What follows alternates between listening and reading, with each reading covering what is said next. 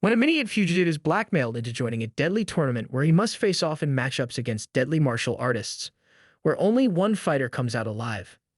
Today we're going to be recapping a show titled Garouden, The Way of the Lone Wolf from 2024. The animation began with a man hunting with his gun, however. We see some travelers nearby. They heard the loud sound of the gun and were curious about what had happened. Just then, they are both visited by a bear, ready to attack them both. We then see a man as he then came to their rescue, defeating the bear with a back kick.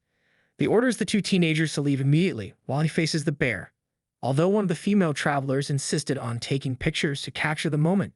The scene then switches to two individuals who seem to be interested in the man who fought the bear, as they also plan to find him. Meanwhile, the two teenagers are then called for questioning by the police.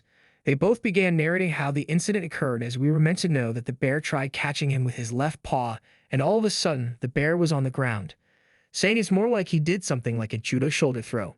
Both the police inspector and the teenager are both surprised by such move. However, back to the inspector, they believe is Juzo Fujimaki. The name of the man who killed the bear is a martial arts specialist who 7 years ago had killed a robber who broke into his master's house, and ever since he has been on the run. The officers continued their investigation as they found a blood stain on the tree. Seems more like it was during the fight with the bear. The officers believe it would have been impossible for him to have escaped the hit. We are then taken to a flashback as we see Juzo Fujimaki running from the bear, only to be trapped by a high cliff. The scene cut back to the present, where we see where the bear had died and also been buried by the snow. Although one of the officers believed it would have been a gunshot wound and the man who had killed the bear would have fallen off the cliff. The head officer then found out that the bear's neck has been broken and his eyes torn out. The next scene, we see Juzo Fujimaki as he meets a doctor who had examined his injuries. But the doctor informed him that he is lucky that he's still alive. Just then, Juzo Fujimaki asked the doctors about who had brought him to the hospital. He was then told that it was the men in black, as we see a flashback on how he was saved, because it's unusual to find such hospitality. Just then, the boss walked in, while also being amazed about Juzo Fujimaki's body. Before asking him if he was now ready to work for him, they informed him they know his real name, but also promised him not to rat him out, as it was the surgeon that ordered him to take care of Juzo Fujimaki. Meanwhile, Juzo Fujimaki is beginning to get furious by this, and then he told the boss he won't be fighting human again. Immediately, the doctor informed the boss that Juzo Fujimaki isn't healed fully and won't be able to fight an opponent in the battleground. Although, as discussed, the boss was then interrupted by a nun who came to remind the boss about his donation for the church. The doctor informed Juzo Fujimaki that he can't escape the boss or the surgeon. A friend began talking to Juzo Fujimaki as he went on to narrate who the surgeon was, stating that a founder of a deadly carrot move started a yearly tournament, the winner of which claims to be the strongest fighter in all the schools. Also stating that Ichiro Shino, a master of martial arts, won the tournament, making him the strongest fighter as he was in his very prime. However, 3 years ago, he lost his first fight, making his tournament go down the drain. But as now, he's looking for a fighter who will uplift his legacy against his competitors. Meanwhile, a young lady approached a man, informing him about the news of Juzo Fujimaki fighting a bear. Juzo Fujimaki leaves the Ichiro Shino training center. He met a man, Bunshichi Tanba, who is also a fighter, asking him for direction. Although Juzo Fujimaki directed him, but then he was asked by the younger man if he was also a student or a fighter. Just then, Juzo replied he doesn't like fighting human. Bunshichi Tanba then walked into the training center and questioned the students before challenging the senior student to a fight. And then beat him up. Juzo Fujimaki is ganged up and beaten up by a group of bullies as they are envious that he's one of the boss's favorite. Bunshichi Tanba then came to Juzo Fujimaki's rescue as he beats them all. Bunshichi Tanba is furious at Juzo as he couldn't fight back to defend himself. Juzo Fujimaki began talking to himself within as he says something, and Bunshichi Tanba keep on bringing his inner wolf. As Bunshichi Tanba has the instinct to kill, he then left after saying he doesn't like to fight. But Tanba challenged Juzo Fujimaki to fight, but then told him he doesn't like fighting with anyone if it wasn't a fair fight. Juzo Fujimaki met a lady, Chisaki, who needed help, and they began talking about why she's furious. She told Juzo Fujimaki that she hates anyone studies martial art, saying that ever since her father lost the fight, he hasn't been the same. After a long discussion with the girl, Shino's daughter, Juzo then told her that martial arts is about learning to control the beast within you, and to do that, one has to let it out of the cage. The next day, Juzo Fujimaki prepared his bags to leave, but just as he did so, he then saw the young girl from last night getting forced into a van. They called Mrs. Shino that's daughter has been kidnapped. They told Mr. Shino's daughter that they know it was her who threw the rock in their window last night before running off to Juzo. Immediately, Juzo Fujimaki arrived to the scene and furiously went crazy after seeing Chisaki, Shino's daughter. After a long extended battle, Juzo defeated them all. Just then Shino arrived also. Chisaki explained to her dad that it was Juzo Fujimaki that saved her. Shino is surprised and orders his daughter to go wait for him in his van before then challenging Juzo Fujimaki to a duel. While they both planned doing so, Juzo Fujimaki began analyzing Shino and predicting his moves. The fight begins with Shino striking first, which seems to be a bad idea as Juzo gave him a back kick to the face. After a middle crossing kick from Shino, Juzo Fujimaki began analyzing more of his move. The scene switched as we the viewers see Chisaki running for help. Back to Shino and Juzo Fujimaki, the battle becomes more intense. After a long extended fight, Juzo Fujimaki defeated Shino. However, Chisaki arrived with help and found her beaten up. She asked about Juzo Fujimaki, but just then, the inspector became curious about Juzo Fujimaki as he asked them if he was the one that helped Chisaki. However, Shino then tells the inspector that he can't recall. The scene cut to a fighter informing his boss about Master Shino retiring as a competitor. They don't even believe it's possible for a man to defeat a brown bear with their hand.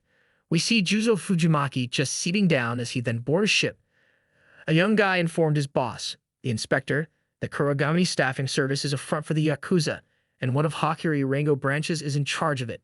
Seems like their new allies are international loan shark mafia, although they still don't know who their partner or master is. They both discussed about Juzo Fujimaki, fearing he will kill human again. Some individuals who are the members of Hokkaido school are busy looking for Juzo Fujimaki, so that they could avenge their master Shino. Just then, a man approached them and began fighting, but was immediately defeated. Just as the policeman goes to a building in search of Juzo, they are approached by a man whose name is Jose Carlos, who began beating the officers. Meanwhile, Jose Carlos is met by Bunshichi Tanba and his gang. As one of their gang goes to meet Jose Carlos to ask about Juzo Fujimaki, he was then hit by Jose Carlos. Jose Carlos beat them all as he's no ordinary boxer. Bunshichi Tanba began fighting but is also defeated by Jose Carlos. An old master is impressed by Jose Carlos fighting and then introduced himself as the head Buddhist priest. They duel, but Jose Carlos was defeated by the priest's first move. Just then he told him he could train Jose Carlos to be more stronger. The scene cut to the inspector finding the island as to where Fujimaki was. The priest then brought Juzo Fujimaki and Jose Carlos together. In a flashback, we see what happened to the man Fujimaki had killed in his past. It seems the robber didn't only come to steal, but also sexually assaulted Juzo Fujimaki's friend, making him very furious and killing him. Master Ranbo meet with Fujimaki and they both talked about Fujimaki taking a look at his inner beasts. The three traveled back to their village as they also recall how they got beaten up. Meanwhile, Jose Carlos kept training hard with his master. Jose Carlos asked Master Ranbo about who Fujimaki is. We then see his Fujimaki train and also had a discussion with his lady friend. We the viewer then saw how Fujimaki met with her and how they became friends. As it seems Fujimaki saved her from being harassed by a drunk, and it was her who also brought and introduced Fujimaki to the master. Jose Carlos is seen struggling with his training, but he's also furious that he wants to fight someone stronger and he also wants to learn all the master ancient moves. They are then called to have dinner together. The scene then moves to a bunch of guys who are training and but was challenged by someone who also defeated the student. The news about Master Shino losing to Juzo Fujimaki kept on spreading as a young man also tells his master about the challenger who also defeated the senior student in Shino Training Center, whose name is Bunshichi Tanba. He also informed him that the head of Hokkaido, Shozen Matsuo, is attempting to revolutionize the martial arts scene. As they, Hokkaido, are organizing a high school fight for all schools and it's only 3 who will come on top. Jose Carlos goes to meet Fujimaki to challenge him, but he then told Jose Carlos he isn't fighting anyone. Jose Carlos tells Fujimaki about his story on how he went pro, with his father's help at age 17. But then on one of their tours, they both ran into a drunk thug, who went with a knife and stabbed his father to death, while also telling Fujimaki that him seeing anything red, blood, triggered his inner beast. Meanwhile, while their discussion and training was going on peaceful, some guys approached Fujimaki and began fighting with them. Just then, Master Ranbo joined the battle as well. Although as Fujimaki tried killing his opponent, he is then stopped by Carlos. Just then, Fujimaki realized he isn't fully ready. That night, Fujimaki decided to leave but was then stopped by Miyuki. He told her that he can't stay and he has a business to finish on the mainland. On the ship, we see Jose Carlos and Fujimaki in a battle duel. After a long try by Jose Carlos to make Fujimaki fight with him, Fujimaki landed him a killer kick, although fight got intense with Fujimaki breaking Jose Carlos' arm. Meanwhile, the officer kept on hunting for Fujimaki. A chopper then landed on the ship with a woman informing Fujimaki that he has automatically entered into the Kodoku tournament. Fujimaki asked who they were. Just then she introduced herself as the surgeon, as she's the one in charge of organizing the underground tournament to which Fujimaki will participate in. But just then, Fujimaki tells her he isn't interested. They then told him that he would be rewarded handsomely and also removing his name off the wanted list. Jose Carlos tells him that they have the power to do so. Meanwhile, Fujimaki still insisted not to be interested. However, just then he was told by the doctor that treated him that while he was unconscious, they meddle with his body. At the moment, his body carries 10,000 dormant edelworms embedded with semiconductor nanoparticles. Basically, he carries parasite embedded with nanomachines, as they did so as the insurance policy for his cooperation. And it also helped them to find his location. It can't hurt him, but although all it takes is a special signal to make it wake up and gnaw right through his veins.